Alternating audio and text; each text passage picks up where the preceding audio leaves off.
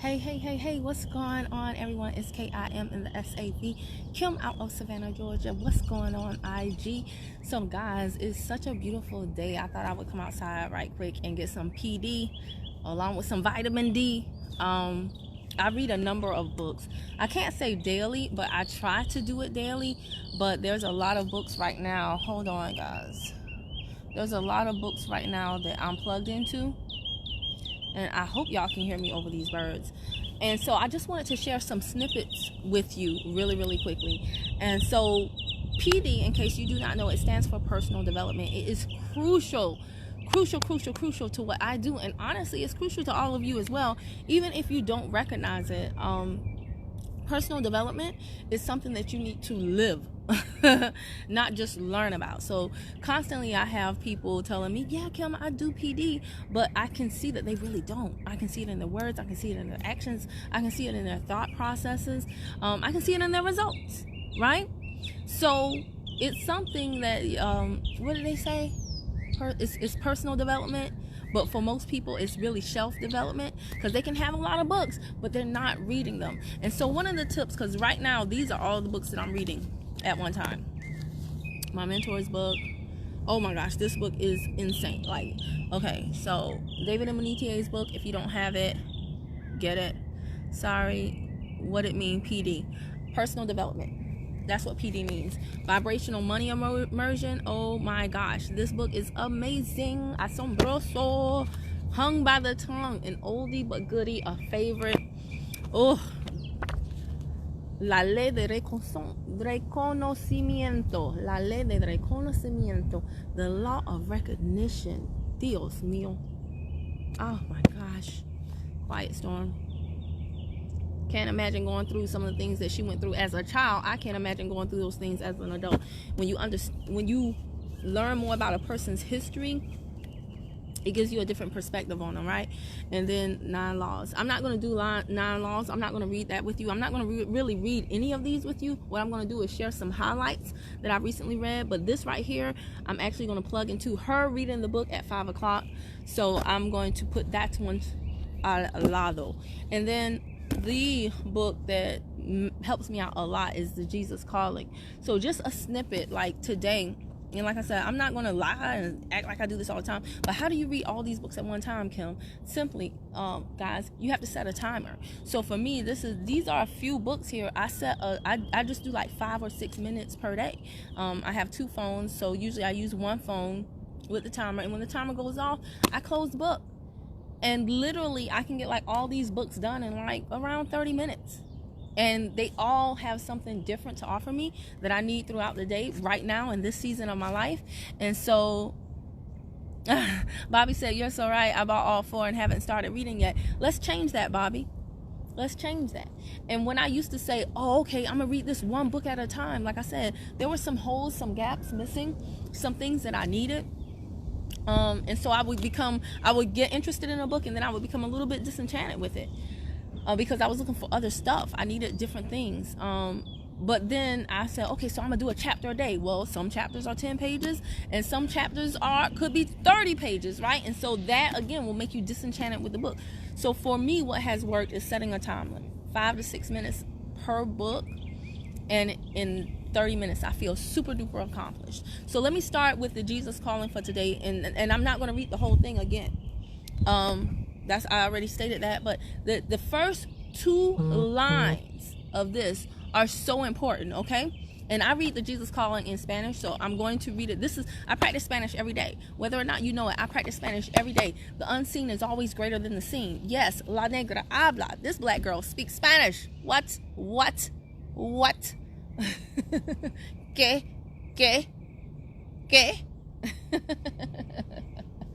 It doesn't have the same effect in Spanish. No tiene el mismo efecto en español, no? All right, so the first 2 lines, this is exactly what I was talking about on my last broadcast, right? That Jesus Calling be on point. That's right, Sarah Young. Okay. Aprende a relacionarte con otros a través de mi amor y no del tuyo. Learn to relate to others through my love, not through yours. Now, see, that's important, because a lot of times we don't have love for our fellow man, right? So, aprende, learn a relacionarte, to relate to con otros a través de mi amor, through my love, y no del tuyo, and not through yours. Tu amor humano, your human love, es tan limitado, it's so limited, lleno de fallas y manipulaciones, full of faults and manipulations. Lleno de fallas y manipulaciones. Mi amorosa presencia, my glorious presence, que siempre te envuelve, está disponible para bendecir a otros tanto como a ti. Mi amorosa presencia, my presence, my beautiful presence, que siempre te envuelve, that always envelops you, right? Está disponible, is available para bendecir, to bless a otros tanto como ti, to bless others just like you. Stuff like that, that's what I'm like, that first part is a whole word. Yes, okay, she too is blessed. I don't be knowing y'all on Instagram. Y'all be having y'all stripper names on Instagram. I shouldn't have said that about blessed is not a stripper name, but you know what I'm saying. Y'all be having y'all alter egos on Instagram. This could be my nearest dearest friend, and I'm talking to you like a stranger because I don't know who you are because you on Instagram. Anywho, but yes, that first part is a whole word. Okay, learn to relate to others through my love, not through yours. And y'all, I'm not gonna lie, sometimes I don't be having love, man. I be like, this whole Christianity thing, it's just like, it's a lot. It's a lot. All right, so you're right, it's beautiful. All right, so the next thing we're going to dive into, the law of recognition. This book, my team, I'm so proud of my team. I posted this book, and they all went and snatched it up, so we're reading it together. It was not designed that way. It just happened by default. When you recruit good people, they do good things. Recruit good people, they do good things, right? Hold up. There's a part in here, y'all. There was a part in here where he was talking about relationships. I want to. Okay. Here we go. Aquí estamos, y'all. So he was talking about relationships, right? And he was saying, He was talking about faithfulness, right? And the funny thing, and you, if you don't believe in God, then this is not for you. But I do, so that's what I'm sharing. So with relationships, one thing I know for sure, like, you can really, really love somebody. Like, you can really give them your all, like, you're all in, and they can really love you. And guess what? That sucker can change. You can change. The dynamics of your relationship can change. And when I look at people whose relationships have lasted long and they're happy, healthy relationships, all the people I know say that God was at the core. God was at the foundation. There's a movie called Fireproof, and of course we all know the movie The War Room. And those things are so true. And one of the mistakes that I definitely made in my marriage is I made my husband my God at that time. Meaning I got my happiness was derived from him, and that's not good. And if the person that you are following is not following God, my belief is, as a woman, if the man that you are following is not following God, then y'all inevitably are going to have some problems, serious problems. And so in this part where Mike Murdoch is talking about relationships, okay, he said, all right, I want to read this whole part for y'all, okay? Think twice if they show little pain or remorse concerning their past mistakes and sins. Think twice if they show little pain or remorse concerning their past mistakes or sins. Those who are truly repentant truly hurt. Repentant people aren't ignorant. Repentant people don't blame others for their decisions. Memories of mistakes should produce sorrow and heartache. When regret is not expressed, the offense usually occurs again. Some people never repent for past mistakes. What did I just tell y'all a few seconds ago? Being wrong and strong. You can't be wrong and strong. Why? They have not tasted the painful consequences of their rebellion. See, some of the people in your life are treating you the way that they're treating you because you never gave them any consequences. There was no punishment. You never defined the boundaries that this is unacceptable, sis. This is unacceptable, bruh. This is not what we're doing, right? You never said that. They do not possess a true fear of God. Now, this is serious. They do not possess a true fear of God. They believe they are beyond judgment. It is futile to pursue a relationship with someone who does not possess an obvious fear of God. Uncorrected conduct becomes repeated conduct. Say it with me, class. Uncorrected conduct becomes repeated conduct, right? The fear of God keeps a mate faithful. What you mean, Mike Murdoch? Beauty will not. The fear of God keeps a mate faithful. Beauty will not. One lady explained to me, I will keep myself so fine, so beautiful. Oh, gosh, there's a big old beetle right here. Oh, hold up, y'all. I got to handle this. I ain't that much into nature. Okay, you got to go. I know I'm... Oh, no. Homie, don't play that. Okay. Sorry. Okay. The fear of God keeps a mate faithful. Beauty will not. One lady explained to me, I will keep myself so fine. They didn't say fine. She didn't say fine. I will keep myself so beautiful. My version is fine. He will not even look at another woman. How foolish. Your beauty does not make another woman ugly. Beauty cannot guarantee faithfulness. The fear of God keeps us faithful. Some of the best articles written are in women's magazines. However, it saddens me deeply to watch some mentors of women teach the art of manipulation, intimidation, and deception to deceive the men they are pursuing. You will never respect anyone you are capable of deceiving. Okay. There's so much power in that because it's applicable to so many other things. Like, seriously, you can't be so rich that you make another person poor. You can't be so beautiful that you make another person ugly. That right there is the truth. People say, oh, how did Jay-Z cheat on Beyonce? How did he cheat? The fear of God keeps a man faithful. The fear of God keeps a woman faithful. When you understand that marriage thing is not something cute that you do to put on a show for your family members and friends, it's not something, it's a covenant. When you understand that, bye-bye. It's a different ball game. So going into my next marriage, one thing I know for a fact, I know I'm going to go in much wiser. Much wiser. No shade to the last, but the next, oh, I know exactly what that brother best to be about. All right. Okay. Let's see here. Now this book right here, Vibrational Money Immersion. Let me skip that. I don't think y'all ready for that yet. Let me skip that for a minute, okay? Let's go to Conceive Believe. Okay, and if you are not a part of Believe Nation with me, it is free to become a citizen of Believe Nation after this broadcast. I will put it in the comments below.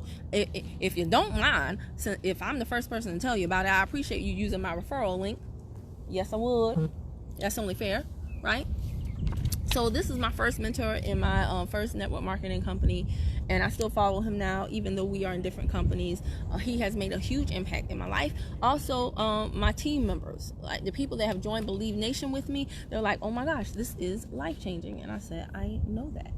Okay, let me see here. What do I want to share with y'all? From here. Okay. Let's see here. Okay. We're going to talk about, from this one, the highlight from this book is, okay, one of the first books I ever read was Think and Grow Rich by Napoleon Hill. Reading that book and understanding that thoughts are things was imperative. I said to myself, if I want to change the things in my life, I'm going to have to change the thoughts in my life. And I really started to study that. I started to believe. I started to really listen deeply and read more often. I believe that all the information I actually listen to is what has allowed me to be here today. That's a common thread of all leaders in this industry. They do see the end in the very beginning before they even start. Saw, repeated backwards, is was. I was it. That's really powerful. I actually did something that Jim Rohn teaches. He says that whenever things aren't going well or you're not where you want to be, you can borrow from the vision of the future, which will allow you to engage in activities today.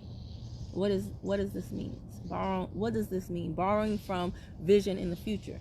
It's not as complicated as it may sound. It is simply envisioning exactly where you want to be, and then feeling, everything's based in a feeling what you would feel if it were true. You have to act like it's true. Try it with something small, like see yourself buying something you like to have, and imagine the feeling of making that purchase and walking out the door with the bag in your hand. What does it feel like? Where is your mind at that moment? Feel it to be true. Once you see that it works on smaller things, you can do the same thing for larger goals. There's a formula I came up with. Desire plus skills times faith equals success. Desire plus skills. He's taught on this for years. Desire plus skills times faith equals success. You must have that burning desire, not a wimpy want. Okay? So many people tell me about what they want. Kim, I really want. No, a burning desire, a magnificent obsession. I believe that's the beginning. That's the genesis of everything we're going to talk about. Everything that you're going to do is wrapped around your burning desire. What's your magnificent obsession that you have? Once you know what you want, this is the part where y'all mess up at. Once you know what you want, you got to add the skills, baby.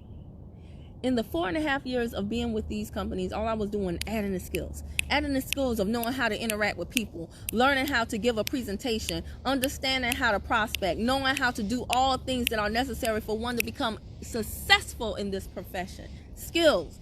I needed to give myself time to really understand. Most people want to get in, make $1 million, and then they want to get in and make $1 million the next day. It don't work like that. You've got to have a desire to make $1 million. That's you've got the desire to make $1 million, and that's great. But now let's add the skills of a millionaire. Then multiply that by faith. Faith comes by what? Listening and hearing. The more often I heard it over and over and over and over again, saying it to myself, the auto-suggestion, the more the faith was ingrained in me and my subconscious, saying it to myself over and over again, repeating it, having it on index cards, having it on signs everywhere I could see, actually everywhere where I could actually see the end result, led to the success I've had today. But you've got to continue it. Even after becoming a multi-millionaire, even after a little bit of success, maybe you earn like 10 or 20 G's a month, you still better stay on that path of desire. The path of desire plus skills in this book, multiplied by faith, equals the success your butt is asking for. Sorry. Got in it. Got in the feeling. Right? What's going on, Steve? How did you know? All right, now y'all might be ready for vibrational money. Y'all might be ready for vibrational money. This is a deep book. I don't know if y'all ever really ready for this, right? Let's see here. What do I want to share with y'all from this? This book, I've highlighted it so much. Let's see here. The brain. Are y'all enjoying this? You like? Do you like?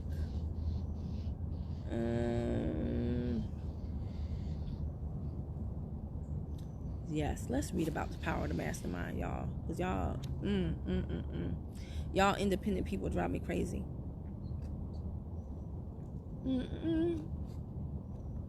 Y'all independent people drive me crazy. Oh, and I need a time check. Okay. All right, I'm okay. Let's do this. Okay.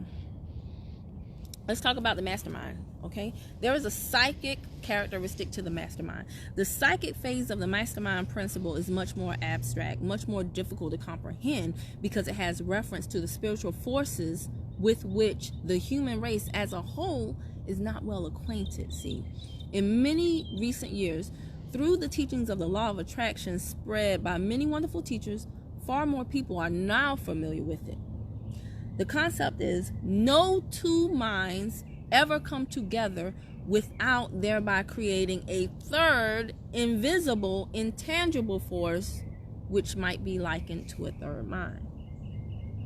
Your being in perfect harmony with another individual actually creates a third mind, not two separate minds. The two become one. Two or more touch and agree. Through the combination of energy and matter, Through the combination of energy and matter has been created everything perceptible to humanity, from the largest star which floats in the heavens down to and including human beings. It's a well-known fact that matter may be broken down into units of molecules, atoms, and electrons. There are units of matter which may be isolated, separated, and analyzed. Likewise, there are units of energy. The human mind is a form of energy, a part of it being spiritual in nature.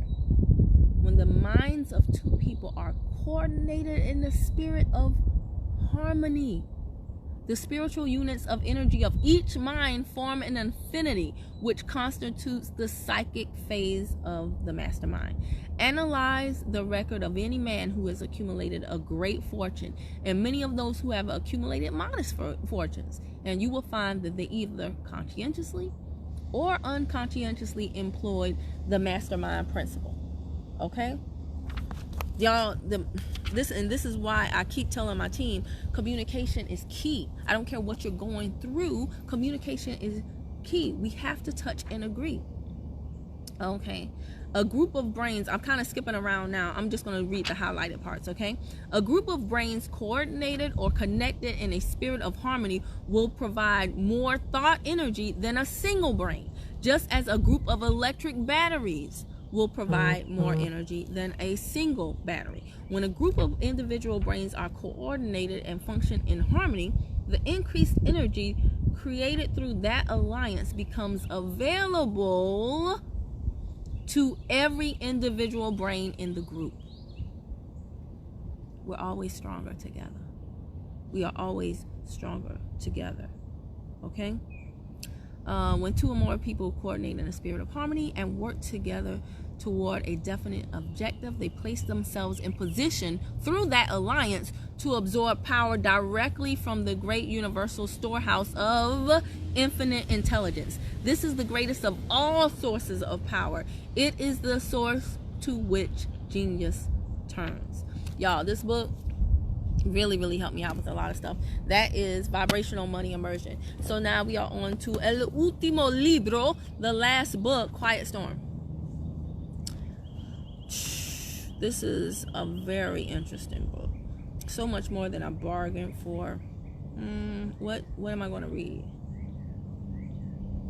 What am I going to read from here?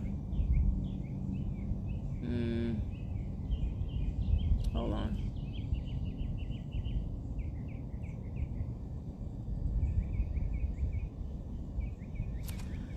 Oh boy, this is an emotional book.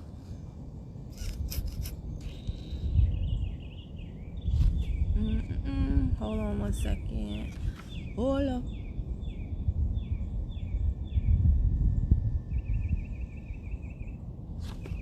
Alright, I got the part I'm gonna read. Mr. Thomas was hardly ever at home, but whenever he was there, he was in the living room watching TV. He didn't say too much to us kids, which is why I was shocked one Saturday when I came into the house for a glass of water and he finally said something to me. I didn't even know that Mr. Thomas knew my name, but he did because he asked, "Stormy, you want to come in here with me and watch TV?" What kid didn't want to watch TV? Yeah, I said, but I stayed out in the hallway and didn't make a move to go into the living room. Mr. Thomas never let any of us kids go in there because, Mrs. Thomas never let any of us kids go in there because she said she didn't want us messing up her furniture. I didn't know how we could mess up something that was already broke down, but since I didn't want to get in trouble, I stayed out of there just like she told us to. But when Mr. Thomas said, "Come on in, don't be scared," I went in and sat on the couch that was right next to the chair where he was sitting. I can't even remember what he was watching in the middle of the Saturday afternoon, but I was just glad to be in there and away from the other kids who were outside playing in the backyard. At least that's what Mrs. Thomas called it. To me, it didn't look like a backyard at all. All the backyards I'd ever seen had grass and trees, sometimes even flowers. But this was nothing but a big old patch of dirt that was behind their house. I hated playing back there. It was just one more reason for me to count the days before I could go back home. Back to my brothers, back to my friends, back to my mother. But for right now, if I could watch TV with Mr. Thomas and not have to play in the dirt, that was good enough for me. After about 10 minutes, Mr. Thomas said, Stormy, why don't you come and sit over here? He patted his legs. I frowned. I was almost 10 years old, way too big to be sitting on somebody's lap. But when he asked me again, I just went along with him and did it. At least he wasn't telling me to go back outside.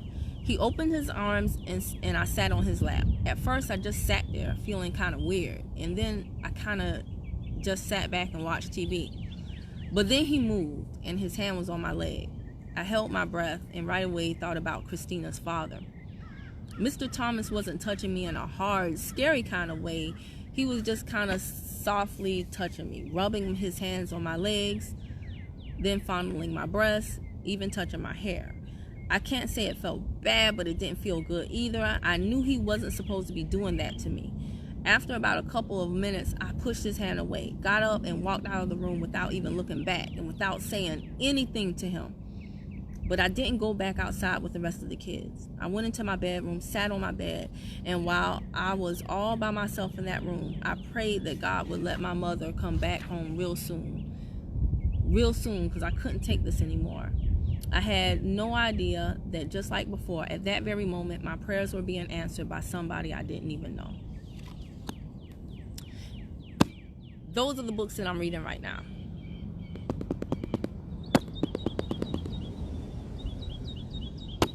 What are you reading? What are you feeding your brain?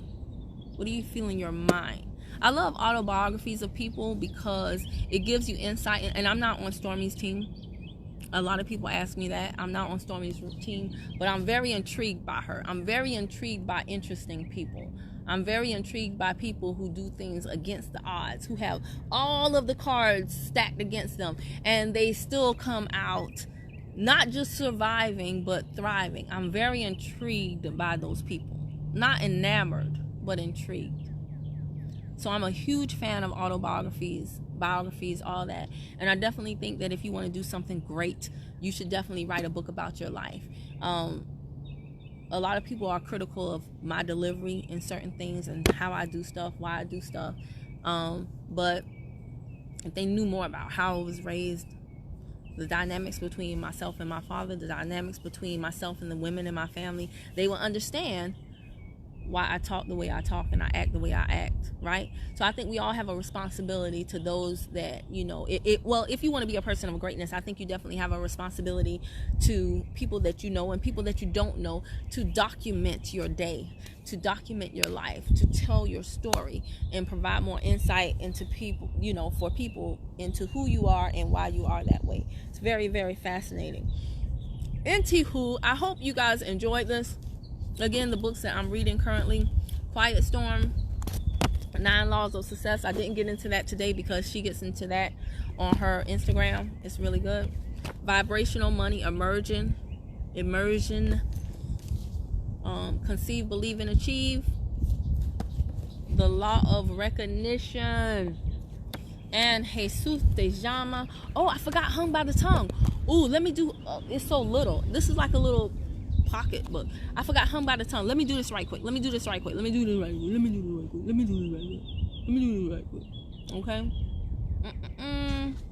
Okay, let me do this right quick. The origin of thoughts. There are 3 sources from which we receive thoughts. First, thoughts come from your 5 senses. Everything you have learned since you were born in the world, everything your mind has learned has entered through your 5 senses. Okay? Therefore, we know the thoughts come through your 5 senses, either from your present environment or what you've stored in your subconscious mind. You might just be doing nothing one day and a thought hits you. That thought could go from something you've learned a long time ago. Could come from something you've learned a long time ago. It's in your subconscious mind. That is one way a thought can come. A second source from which a thought can come is the devil. Satan can bombard your mind with thoughts.